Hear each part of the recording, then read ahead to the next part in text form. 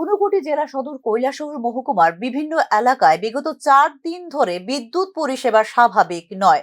বিশেষ করে কৈলাসহরের সিঙ্গিরবিল এডিসি ভিলেজ এলাকায় অবস্থিত কণিকা মেমোরিয়াল প্রাথমিক স্বাস্থ্য কেন্দ্রে বিদ্যুৎ পরিষেবা স্বাভাবিক না থাকার ফলে নাজেহালের শিকার হচ্ছেন হাসপাতালে আসা রোগীরা। 4 দিন ধরে হাসপাতালে বিদ্যুৎ না থাকার ফলে হাসপাতালে রোগীদের পরিষেবা দেওয়া যাচ্ছে না বলে অভিযোগ এলাকার মানুষের। এদিকে বিদ্যুৎ না থাকায় হাসপাতালে ভর্তি থাকা রোগীরা বাথরুম কিংবা টয়লেটে ব্যবহার করার জন্য পাচ্ছেন না জল।